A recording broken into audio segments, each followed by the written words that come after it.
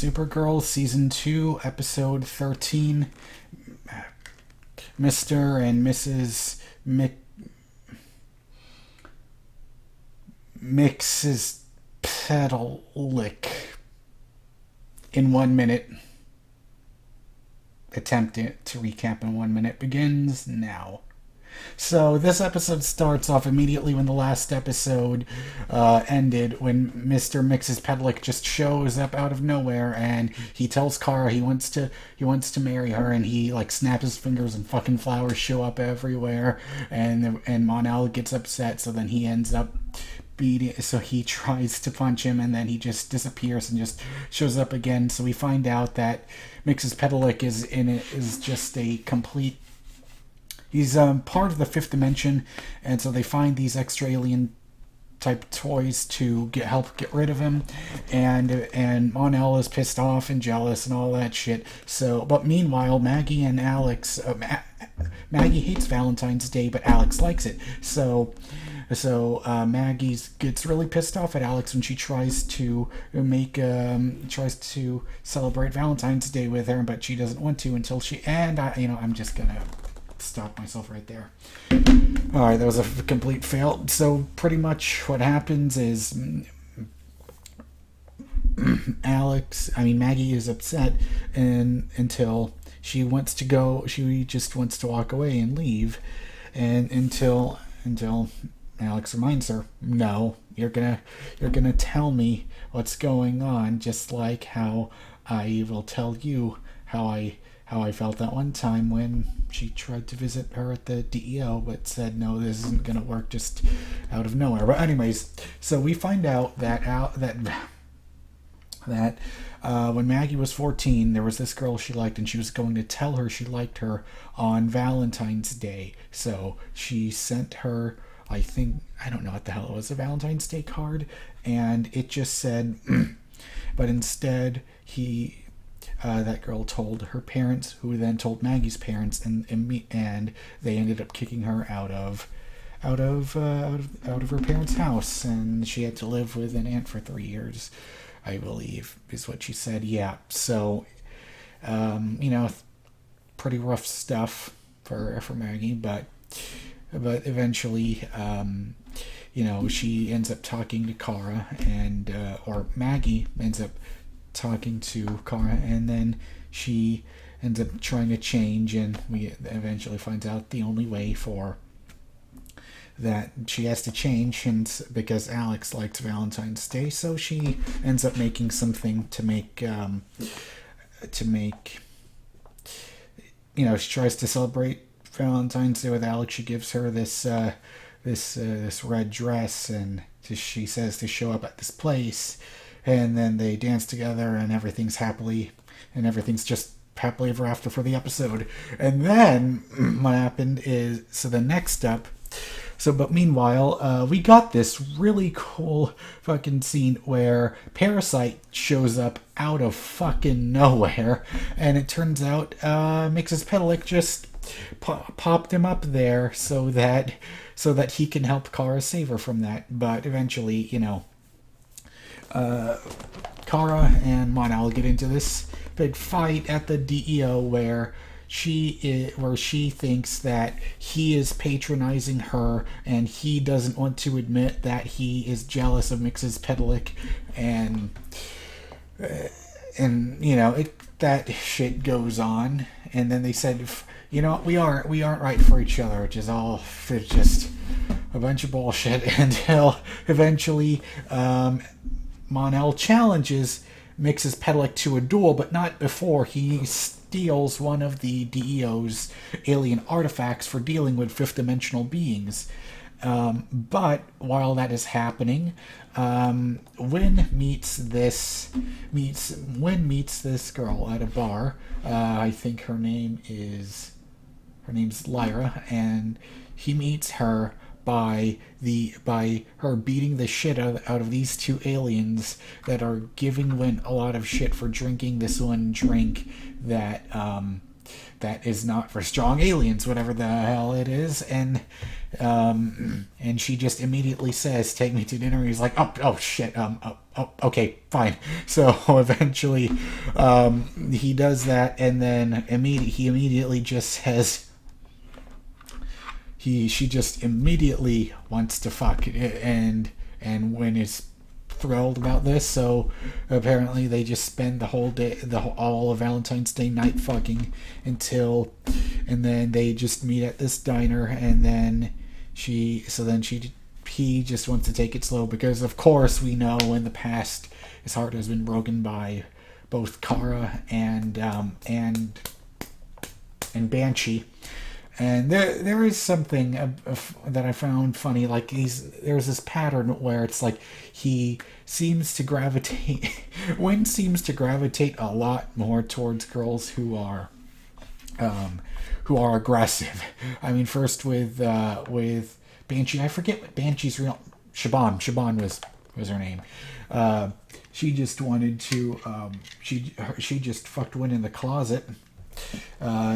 Just fast and immediate, and so I can understand him wanting to take things slow. And I mean, it's about time, that when finally, at least for now, seems to be on the track to finding love again. And for me, and you know how I am, I really don't give a flying fuck about romantic storylines, unless they're done well, which everything about this I think has been done pretty well so far. And so then after all that stuff happens with Wynn, Mon-El challenges, what the fuck is his name? Mon-El challenges Mxyzptlk to a duel, so they go to a play stage and they try to beat the shit out of each other and then Mon-El uses that glowing medallion thing to not cut him off from the fifth dimension until he eventually uses it and ties him up. And when he's about to shoot him, Supergirl just pops up and she just tells him, "Stop! I'll marry you." and then she says, "I'll go to the Fortress of Solitude," and then Mon-El shows up being really pissed, saying, "What the fuck, why?" And she just tells him, well, he's a much better match for me and all this shit. So eventually when he does go to the Fortress of Solitude, she tells him, "I'm not going to marry you." And then she says, "Oh, what the fuck, why?" So then eventually he takes the statue of Jor-El and just brings him to life and tries to make him fight her until she shatters that. And then he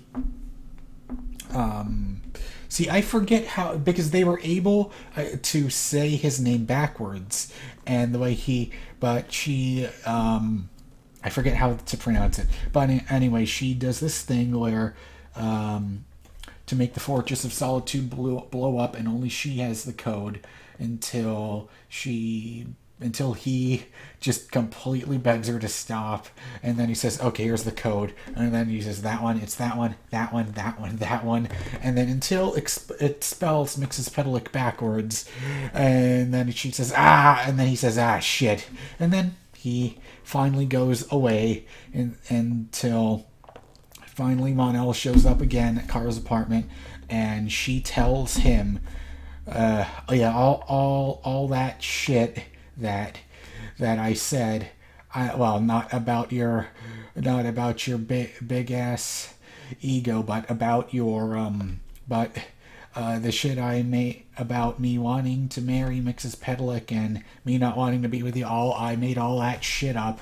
And so finally, after how many goddamn episodes of this show trying to put them together and tear them apart and put them together and tear them apart and put them together and tear them apart, it looks like they finally did end up fucking by the end of that episode. So finally all that tension is laid to rest, and we can just move on and stop with with them with the will they won't they bullshit. They finally did end up fucking. At least it looked like because at first they were just standing when they were kissing, and then they were both laying on the couch. So hopefully this puts a rest to that storyline, and we can move on to something now. Next week looks real fucking interesting. Oh, and by the way, I really enjoyed this episode. It just felt, just nicely all tied together, and I really enjoyed it. But it didn't feel as epic as I thought it would be with Mxyzptlk being there, because I always thought he was one of the more fascinating villains in the Superman, Supergirl mythology, and I was wondering how they were going to implement him. And part of me is a tiny bit upset that he's not like a floating leprechaun like he is traditionally viewed as, but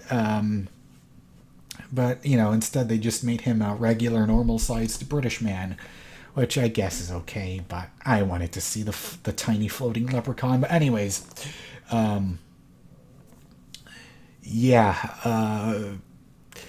so I even though this episode wasn't as epic as I thought it would be, I still thoroughly enjoyed it. I give this an 8.5 out of 10. But next week looks fucking good, and so thanks so much for watching, and I'll talk a little bit about next week's episode. So if you don't want to hear anything about what happens next week, thank you for watching. I'm MrGamingGuitarist. You can follow me on Twitter @GamingGuitarist, so that you can so that you can stay notified whenever I make new videos, or whenever I upload, or whenever I do live streams. And you can also watch the N4G TV podcast that I host on the N4G TV YouTube channel on Fridays. And you can also watch you can support me on Patreon. I would appreciate it. Every dollar counts towards bringing better content for you guys. So all those links will be in the description below. So thank you so much for watching. So if you do not want to hear me talk about the preview for next week's episode, all right. So thanks so much, and all right, bye. So now you are here we are here to talk about the preview for next week's episode. I think that's going to be really fucking interesting, because for some reason, how is Jeremiah back? Did Cadmus just turn him into a mind control thing? And it looks like now there is a civil war going on between Kara and Alex, where it's like Alex wants to believe that is the real Jeremiah, but I think that somehow, because we all know how Cadmus never used clones, did they? Well, they did try to replicate Livewire, and I guess they made more than one Metallo after Corbin. So yeah, okay. Yeah, this was about so it looks like I'm going to assume this is an evil clone of Jeremiah. And they also bring back Hank Henshaw too. So I think that's gonna. If I wasn't I was hoping for something epic with this episode, and while I didn't get it, it looks like maybe next week I will get that. And sometimes I don't like to watch previews, watch the commercials, because sometimes they spoil a lot of stuff that I wish I didn't see. So, anyways. Other than that, I'm definitely looking forward to next week's episode. So, guys, let me know what you thought of this week's episode in the comments below. And you already saw me talk about my plug. So, thanks so much for watching, and I'll see you next time. Bye.